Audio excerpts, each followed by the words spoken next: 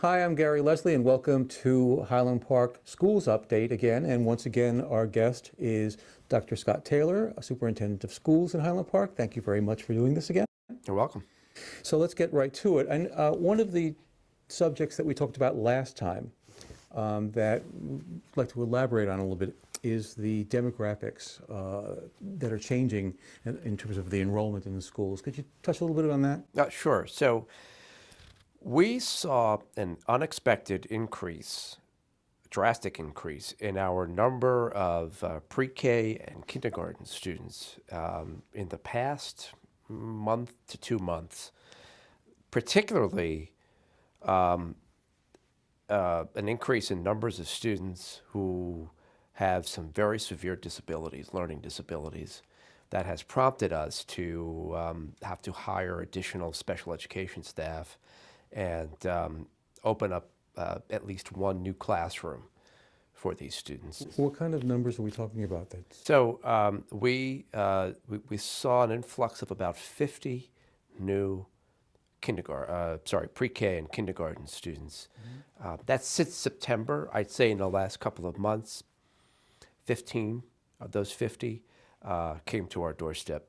So while we anticipated a bit of a bump, I have the demographic study in front of me, and I'll share some of the data in a couple of minutes.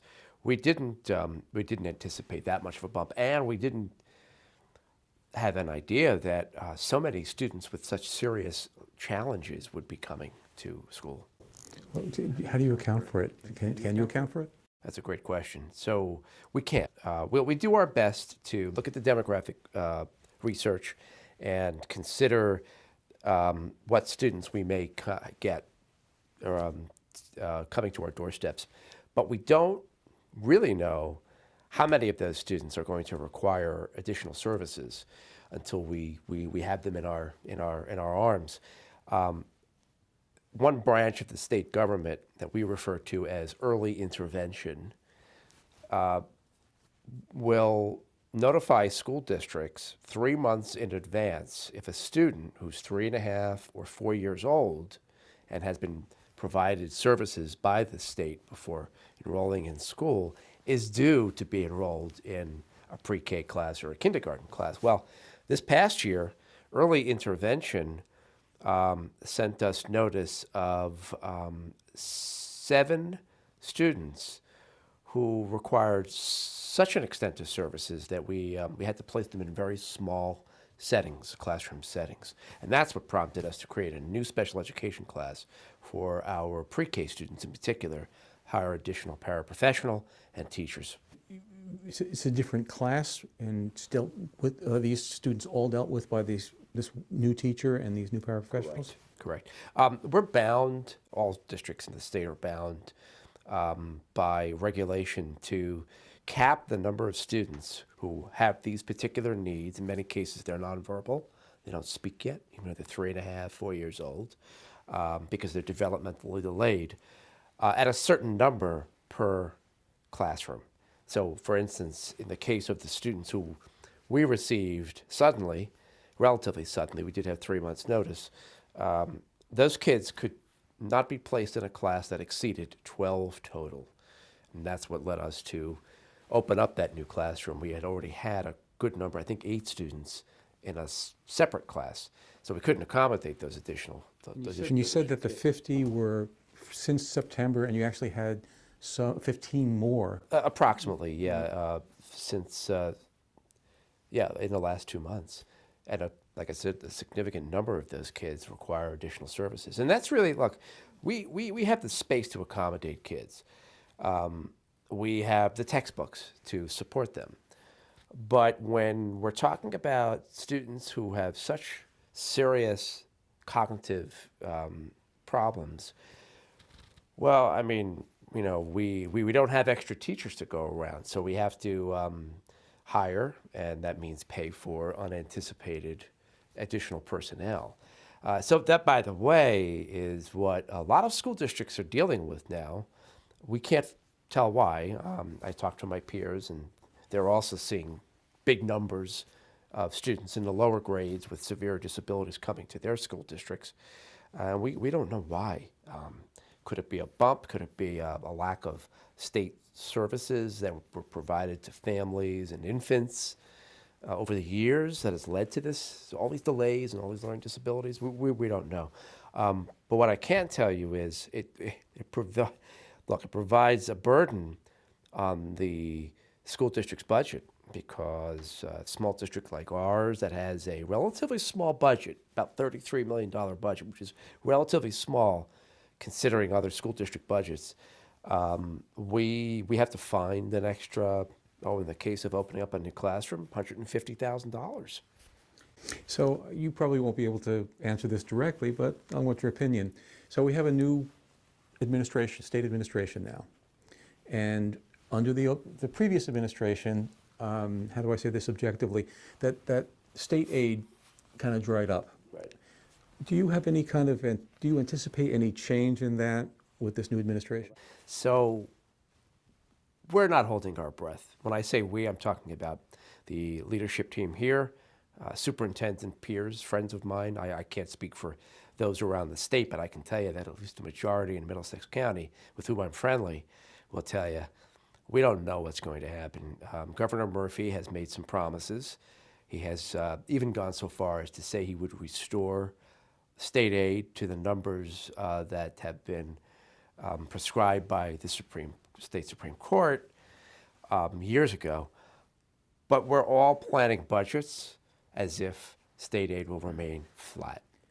And by the way, we're not expecting to get our numbers, whatever our state aid will be, until very, very close to the point at which we actually have to present our preliminary budget to the community. That's actually in March. And so even if we do get additional state aid, well, we will already have planned a budget that does not consider the additional revenue. Now, that doesn't mean we can't go back and, since it's only a preliminary budget that we submit in March, and make adjustments, but it really wreaks havoc on morale. You know, if I have to make drastic cuts and that has reverberations around the school district, well, that's tough for people to handle, and I would hate not to have to go through that experience, but I think we're going to have to. Let me back up a second before we go any further down there, because we were talking about the special needs students. You talked about pre-K and kindergarten. What other demographic changes have we seen beyond those grades? So I can tell you that district-wide we are seeing greater numbers of students coming from some very difficult backgrounds, family backgrounds, home life. We've had a number of students who've come from very difficult neighborhoods, urban communities, and they're presenting challenges to us that are really urban challenges that we have to respond to. So look, there's no coincidence that our homeless numbers are going up too. We're seeing an increase in the number of students who are homeless now. I think it all works hand in hand. Now, does that mean, you put two and two together, that the numbers of students who are economically disadvantaged is going up? Hard to tell. I think they're remaining relatively stable, but what we are seeing in terms of the shift in the type of student here in Highland Park is the level of need that they require, but it's mostly social emotional challenges that we're confronting in the upper grades, learning disability challenges in the lower grades.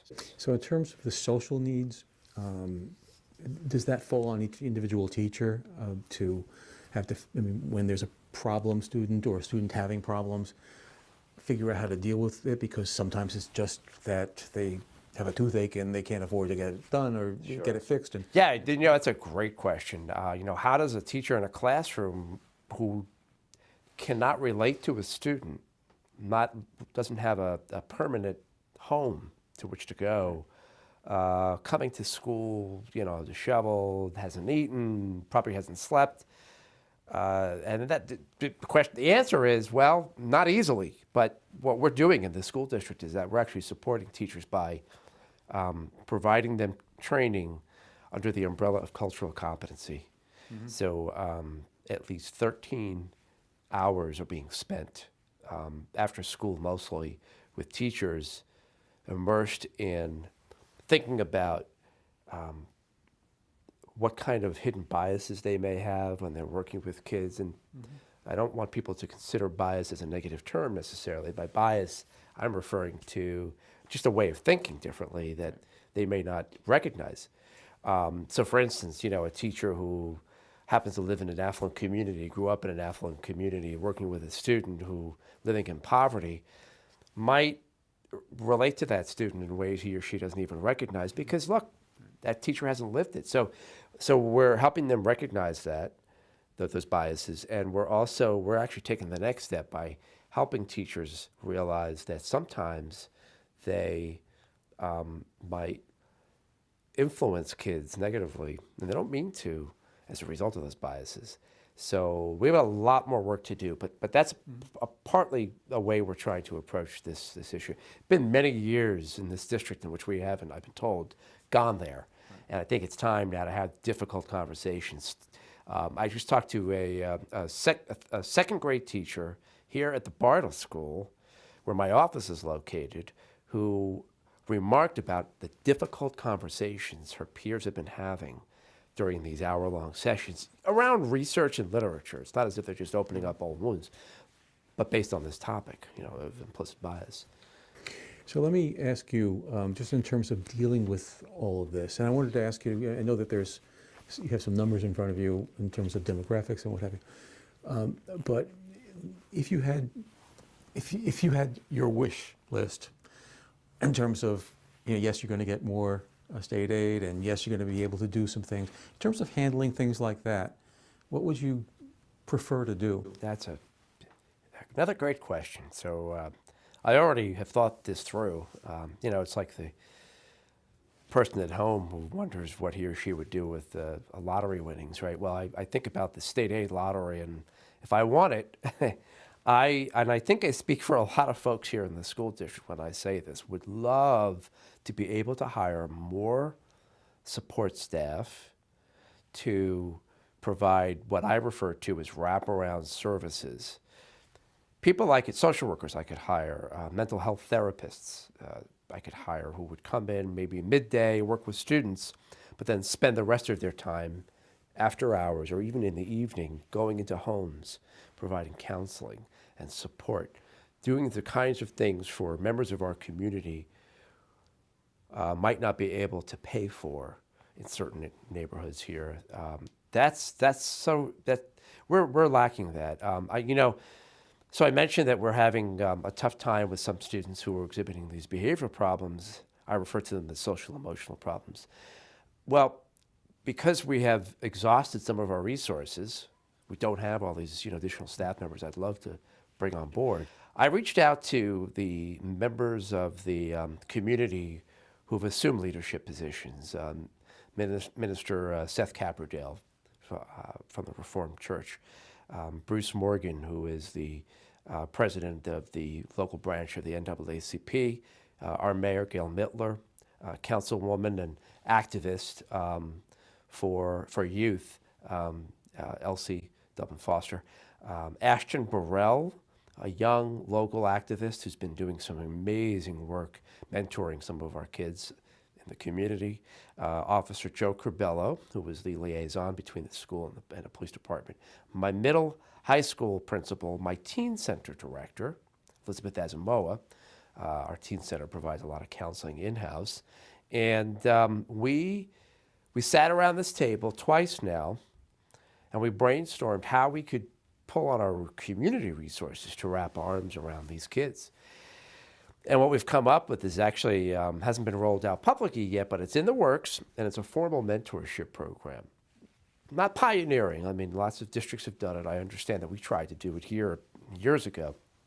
What might be a little different in this case is we're actually tapping people from the the clergy, the local politicians, activists to help us. And what we're going to do is we're going to create a mentorship program that will pair up members of the community, not necessarily connected to the school, from all walks of life, with some of these kids who need a mentor, who need somebody with whom they can talk, could serve as a role model for them.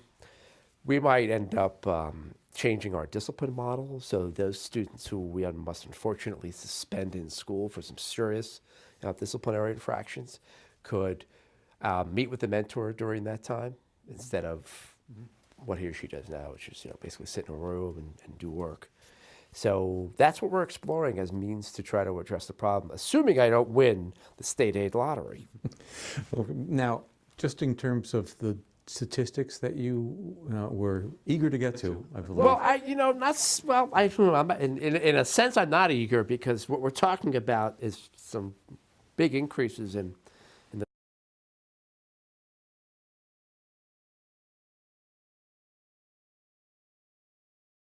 numbers of kids who were coming our way. So I know that the last time we spoke, which was last year, you gave sort of a startling prediction of how the student population was going to grow over the next few years. Well, according to our demographers' work, we hired somebody to come in and do a lot of research on the numbers of new housing units that will be opening, the history of births in this community. The demographer was able to project as best he could the future of birthing in our community. So he basically looked for trends and the state of development and came up with some numbers. And what he's saying is that by the year 2021, 2022, so that's 4 years away, 4 school years away, we'll have 1,958 students in our school district total. We currently have around 1,650 students. Now, the reason why I'm interested in sharing this data, not eager to, because it's a little daunting, is because I recognize the community is seeing homes sprout from the dirt in the last several months. Some still yet to be built, and I want to assure everyone that we're making plans to accommodate new students if they come our way. Our preliminary review of facilities indicates that we have the space. We're not looking to, at this point at least, based on our preliminary results, we're not looking to purchase another site to expand our footprint. We think we can make do with existing space. It might mean putting up some walls and shutting down certain spaces that are underutilized. But we do have a plan in place. And our Board of Education is going to be working closely with the borough to come up with a task force so they can work hand in hand, both the board and the borough, to talk about development. I know that's a hot topic. In what respect? Talking about development in what respect? Well, so I'm referring, first of all, there are 3 new residences that are either opening or have opened. The Merrywald, which is a residence which is, I believe, developed by the Kaplan Group. And then there is I forgot the name of the developer, but there are the high upper income homes that are being opened probably by the summer over on Adelaide. And then there's, of course, a third property being developed on Cleveland. So we're looking closely at these developments. Now, of course, the demographer took those numbers, the units, into consideration when doing the research. But it's the housing that he didn't anticipate that maybe this year is being considered for development that we're concerned about. So that's why this task force is going to come together so that we can maintain the lines of communication. So you guys are going to meet and discuss what development is being discussed and planned and possibly happening over the next several years? Correct. To do 2 things. One, point out the impact potential negative impact it could have on enrollment regarding space and resources and finance, and two, to make plans if the borough feels that it's necessary to move ahead with those development plans. Just to change subject for a second, at the last board meeting, we talked about, or you talked about, the district performance review. And it was mentioned that, I think that the discussion was mainly focused on this one area out of 5, where Highland Park, along with other communities, did not meet expectations, and that was standardized test scores, the PARCC exam. Can you talk a little bit about that? Sure. So look, except for the most affluent communities in this state, with the more affluent communities, Chatham, Tenafly, Upper Saddle River, I can go on and on and on. There are actually 22 school districts that are identified as the wealthiest in the state. And then there are a whole bunch of others just below them, but I consider Summit, Livingston, right there as well, even though they're not in the top 22. Except for those school districts, districts like Highland Park, Edison, even Metuchen, are confronting the challenge of having to adjust learning to somewhat accommodate state needs to show performance on the standardized test that the state administered, which is the PARCC. Now, Highland Park, thankfully, as a community and as a school district, as a board of education, has committed not to go that route whole hog. We're not in the business of test prep, just the opposite. In fact, I'm proud to say that on any given day I'll walk into a classroom and will not see students practicing the PARCC, because look, there's been a lot of talk about the PARCC, and there are different opinions, but a lot of those opinions are leaning against its reliability and its validity in determining student success. That being said, districts like Highland Park are nevertheless being ranked by the state according almost solely to performance on the PARCC.